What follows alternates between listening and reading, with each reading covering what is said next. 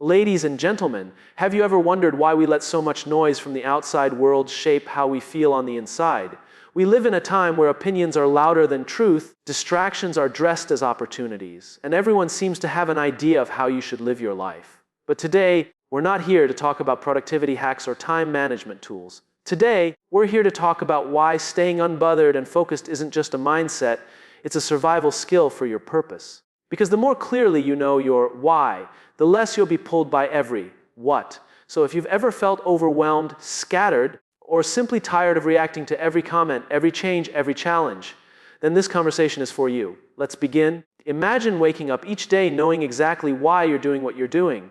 Not just going through the motions, not just reacting to obligations, but being deeply connected to something bigger than the task at hand. That's what it means to start with why. It's not a productivity tip, it's a mindset shift. When you understand your why, staying unbothered and focused becomes less of a struggle and more of a natural result. Distractions lose their power. Opinions lose their weight. The world can keep spinning, but you stay grounded because you know what you stand for. The problem most people face isn't lack of motivation. It's lack of clarity. They set goals without knowing the deeper reason behind them. They chase success without asking what success really means to them. And so, when life throws curveballs, as it always does, they get easily shaken. Why? Because they were chasing outcomes instead of anchoring themselves in purpose. But when you know your why, you don't chase meaning, it finds you in the process. You begin to make decisions not based on trends, not based on pressure, but based on alignment. You learn to say no, not out of fear, but out of clarity. Your why is your inner compass. It's not just a passion. It's the cause, the belief, the reason that drives you. For some, it's family. For others, it's the desire to serve, to build, to create, to heal, to lead. It doesn't matter what your why is, as long as it's real and it's yours. When you're clear on your why, you can take criticism without losing confidence. You can walk away from drama without losing dignity. You can focus on your path without being distracted by someone else's timeline. But here's the truth: finding your why takes courage. It's easier to follow the crowd. It's easier to chase applause or approval. But those things are fleeting, they come and go. Your why is what remains when the applause fades. It's what fuels you when the excitement dies. And most importantly, it's what protects you from being consumed by what doesn't matter. Because let's be honest, there's a lot out there that doesn't matter. The comment section, the algorithm, the competition, the noise. All of it designed to keep you reacting instead of reflecting, to keep you chasing instead of building. So how do you find your why? Start by asking better questions. Not, what should I do? But what deeply matters to me? Not, what's expected of me? But what lights me up? Look at your life and ask, when have I felt most alive, most useful, most proud? Not because of the reward, but because of the meaning behind it. That's where your why lies. And once you discover it, protect it. Because everything around you will try to pull you away from it. The world rewards hustle, but it doesn't often honor alignment. That's your job. With a clear why, you stop needing permission. You stop explaining your piece. You stop overreacting to small things because you're focused on something bigger. You realize not everything deserves your energy, your time, or your attention. You can scroll past the noise. Walk past the drama. Sit quietly in your own lane. That's not arrogance, that's focus. And focus built on purpose is one of the most powerful tools you'll ever have. People often confuse being unbothered with being detached or emotionless. But that's not it. Being unbothered isn't about not caring. It's about caring deeply about the right things.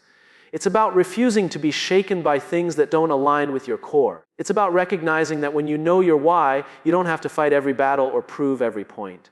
You simply keep building, keep walking, keep showing up, because your why is bigger than any temporary distraction. When you start with why, everything changes. Decisions become easier. Priorities become clearer. Peace becomes non-negotiable. And most of all, you stop living reactively and start living intentionally. You realize that focus isn't something you have to force. It flows naturally when you're grounded in purpose. And the most powerful part, your why doesn't just serve you. It inspires others. Because when people see someone fully aligned with their purpose, it reminds them that they can live that way too. That's how movements begin. That's how change happens. Not by shouting louder, but by living clearer. So if you truly want to stay unbothered and focused in this noisy, demanding world, don't start with how, start with why, and let everything else align from there. In a world that constantly demands our attention, one of the greatest acts of self-respect is learning to silence the noise. Not just the external noise, the opinions, the criticism, the unsolicited advice, but also the internal noise, the self-doubt, the fear of missing out, the pressure to be everything to everyone. If you want to stay unbothered and focused, you must realize this truth: not every voice deserves your energy. From the moment we wake up, we're bombarded. Notifications, headlines, messages, comparisons, all of it screaming for our focus. And if we're not careful, we start living reactively instead of intentionally. We answer every ping. We check every comment. We overthink every glance. And before we know it, we're exhausted, not from doing too much, but from caring about too much that doesn't actually matter. The real danger isn't the noise itself. It's believing that all of it is important. You are not designed to carry every opinion, respond to every comment, or absorb every expectation.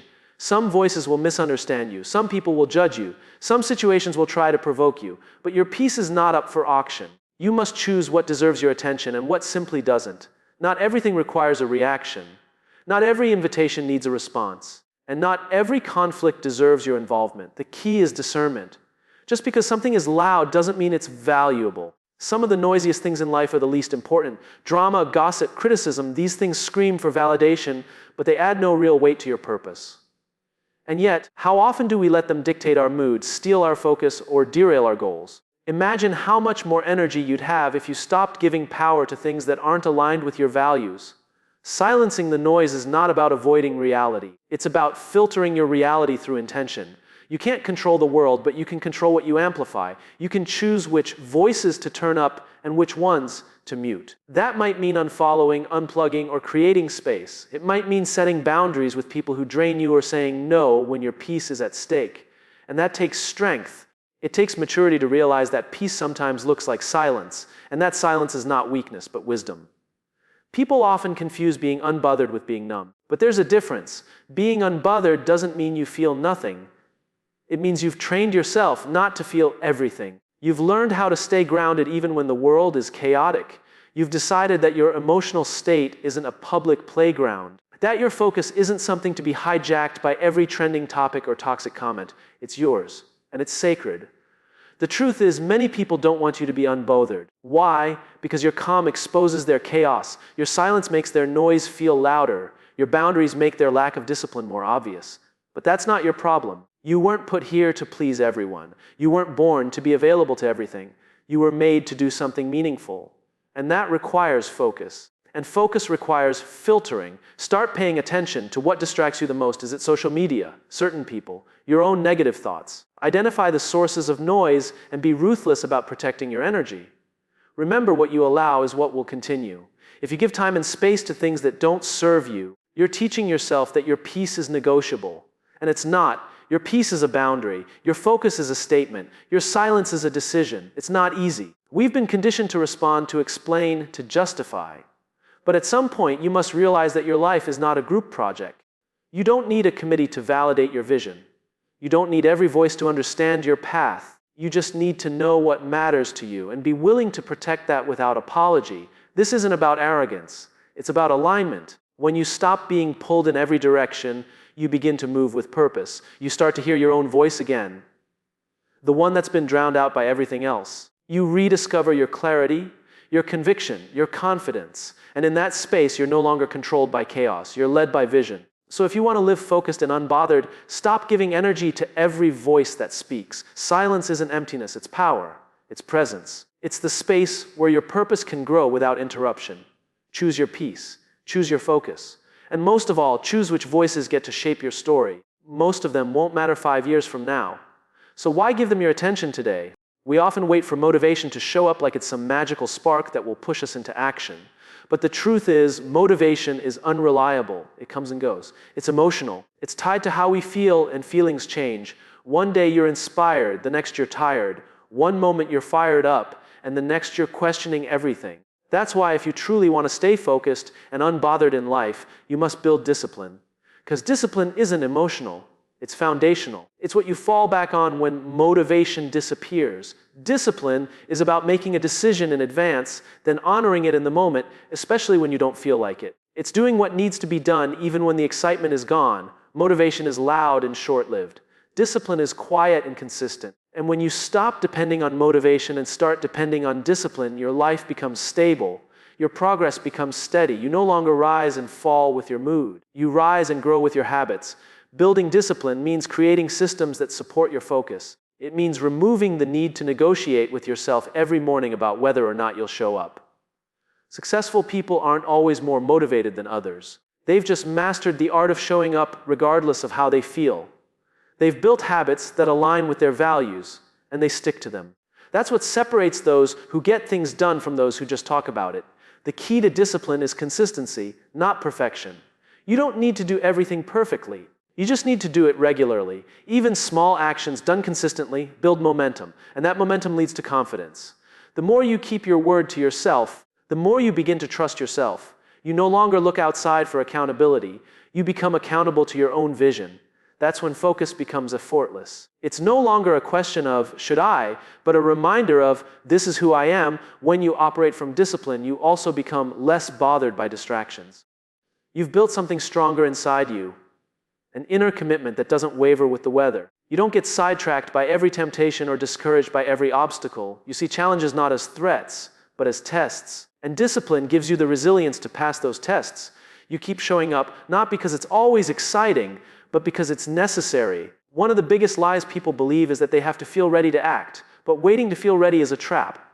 Most of the time, readiness follows action, not the other way around. The more disciplined you are, the less you rely on external cues. You begin to move based on principles, not pressure. And you learn to respect the process, even when the results aren't immediate. That's real focus, not chasing quick wins, but committing to long-term growth. Discipline also creates freedom. It may sound strange, but it's true. When you're disciplined, you free yourself from chaos, from indecision, from the stress of always reacting. You have a structure that supports your peace. You know when to say yes, when to say no, and you don't second-guess yourself. You spend less time overthinking and more time doing. And because you're consistent, you get better. Better at your craft, better at managing your energy, better at staying calm under pressure. To build discipline, start small. Don't try to change everything overnight. Pick one habit and commit to it. Make it so simple you can't fail. Then build from there. The goal is not to become a machine. It's to become someone who honors their goals with action. Who doesn't need to feel inspired to be effective? Who doesn't let distractions become detours? Who values consistency more than convenience? Eventually, discipline becomes part of your identity. You no longer say, I'll try to stay focused. You say, I am someone who stays focused. That shift changes everything, because now your actions are not based on effort alone. They're based on identity, and identity-driven behavior is the most sustainable kind. It's who you are, not just what you do. So if you're serious about staying unbothered and focused, stop waiting to feel like it. Stop hoping for motivation to find you. Instead, build a routine. Honor your commitments. Show up for yourself, because motivation might open the door, but only discipline will carry you through it. In life, things will happen that are out of your control. People will say things that trigger you. Situations will unfold that feel unfair. Emotions will rise unexpectedly. And in those moments, you have a choice. You can react or you can respond. The difference between the two isn't subtle. It's everything.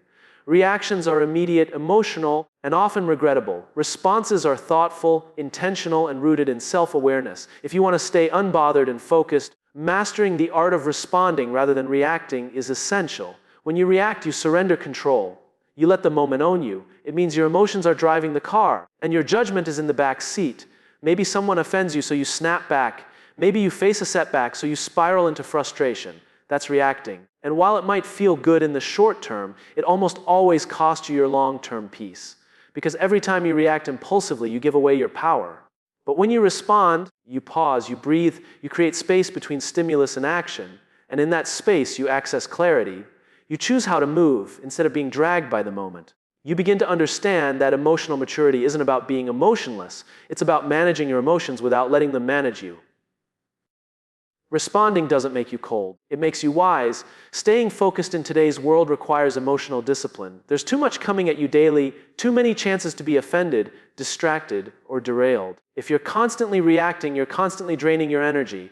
And over time, that exhaustion shows up as burnout, resentment, or simply feeling disconnected from yourself. Responding allows you to conserve that energy. It lets you step back, evaluate what truly matters, and act from a place of purpose rather than pressure. So how do you make the shift from reacting to responding? It starts with awareness. You have to catch yourself in the moment. You have to learn to recognize your triggers. Those people, topics, or situations that tend to push your buttons. Then you train yourself to pause. Just a few seconds of space can completely change the outcome. A deep breath. A silent count to 5, a moment of stillness. These are tools, not signs of weakness. They give you back control. Next, you challenge your automatic thoughts. Not every thought you have is true. Not every emotion you feel deserves action. When you react, you're operating from the surface. But when you respond, you dig deeper. You ask yourself, is this worth my energy? Is this aligned with who I want to be? Will this matter tomorrow, next week, or next year? These questions reframe your perspective. They help you realize that being unbothered isn't about being indifferent. It's about being intentional. Another key part of responding is learning how to sit with discomfort. Sometimes silence is the best response. Sometimes walking away is the most powerful move. But that requires strength. It requires you to be so grounded in who you are that you don't need to prove anything. It requires you to be okay with not having the last word. Because you understand that every reaction costs you something: time, energy, presence. And your peace is too valuable to spend on things that don't matter. When you become someone who responds instead of reacts, people will notice. You'll stand out, not because you're louder, but because you're calmer. Not because you control others, but because you control yourself. That kind of self-possession is rare, and it's powerful. It makes you a better communicator, a better leader, and a more peaceful person. And most importantly, it keeps you aligned with your focus. Every day, you're going to face moments that test you. You can't avoid them. But you can choose how you show up in them. You can let the world shake you, or you can anchor yourself in awareness. You can let your emotions dictate your actions, or you can let your values lead the way. That's what responding is all about. It's emotional intelligence in action.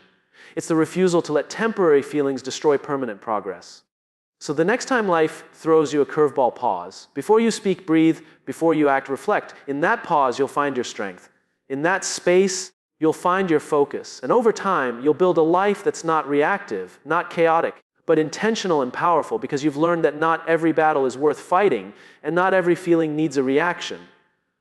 Some things are best met with stillness. And in that stillness, you remain unbothered and unshakable. One of the most underrated skills in life is learning how to protect your peace. And the truth is, you can't do that without boundaries. Boundaries aren't walls, they're filters. They don't isolate you from the world, they insulate you from chaos. They're the lines you draw to protect your time, energy, and focus. And if you want to stay unbothered and focused, you must become intentional about where you place those lines and what you allow past them. People often associate boundaries with saying no, and yes, that's part of it. But real boundaries are deeper than just turning things down. Boundaries are how you teach the world how to treat you. They're a reflection of what you value and what you're no longer willing to tolerate. Without boundaries, you say yes to everything. And when you say yes to everything, you say no to yourself. You give away your time to things that don't feed your growth. You allow access to people who drain your energy. And over time, your life begins to reflect other people's priorities, not your own. Setting boundaries isn't selfish, it's essential. Your peace is your responsibility. No one is going to hand it to you. And no one is going to protect it like you can. You have to decide that your mental, emotional, and spiritual well-being matter enough to defend. Because the world will constantly test you. It will stretch you, distract you, and demand more than you can give. And if you're not grounded in boundaries, you'll give in. Not because you want to, but because you haven't made it clear where you stand. Boundaries can look different depending on the area of your life. Maybe it's turning your phone off at a certain time so you can rest. Maybe it's limiting conversations with people who constantly bring negativity. Maybe it's carving out time for deep work without interruptions. Maybe it's walking away from a relationship that no longer respects your worth. Boundaries are personal. They're not about controlling others, they're about controlling access to you. At first, setting boundaries can feel uncomfortable. You might worry about disappointing others. You might fear being misunderstood. But growth always comes with some resistance. The discomfort is temporary, the clarity it brings is lasting. Because when you enforce boundaries, you send a message to the world: my peace is not up for negotiation. And slowly people learn. Some will push back, some will test you, but the ones who truly respect you will adjust. And the ones who don't, you'll learn to release them with love and move on without guilt. The key is consistency. A boundary you don't enforce is just a suggestion. If you say you need time for yourself but constantly allow interruptions, you're teaching people to ignore your needs. If you say you value your focus but keep exposing yourself to distractions, you're undermining your own standards. Boundaries only work when you stick to them. And yes, it takes strength, but that strength builds over time. The more you honor your boundaries, the more natural it becomes. Another important piece of boundaries is self-respect. You can't expect others to respect your limits if you don't respect them yourself. That means showing up for your own priorities. It means not overcommitting just to be liked. It means saying no when your body and mind are asking for rest. Self-respect isn't loud, it's steady. It's the quiet decision to put your well-being first, not because others ask for it, but because you deserve it. Boundaries also protect your focus. You can't do deep, meaningful work if you're constantly pulled in every direction. You can't create, build, or grow if you're always in reaction mode. Focus requires space, mental space, emotional space, and even physical space. Boundaries create that space. They give you room to think clearly, move intentionally, and stay aligned with your goals. And perhaps most importantly, boundaries allow you to live in peace. Not the kind of peace that comes from avoiding problems, but the kind that comes from living in truth. You know what matters to you, and you protect it. You know what drains you, and you release it. You know what you're building, and you don't let just anything interrupt that process. That's not weakness. That's power. That's presence. That's maturity. So if you truly want to be unbothered and focused in this loud, demanding world, learn to set boundaries. Not to keep people out, but to keep yourself whole. Let your boundaries be a reflection of your values. Let them be the gatekeepers of your energy. Because when your peace is protected, your focus sharpens. And when your focus sharpens, your purpose becomes unstoppable. Life is not a straight line. It's a series of highs and lows, wins and losses, breakthroughs and setbacks. There are days when everything flows effortlessly, and others when nothing seems to go right. And in between all of that, the only way to stay truly focused and unbothered is to anchor yourself in your why. Your why is your purpose. It's the deeper reason behind what you do. It's not just a goal, it's the meaning that fuels the goal.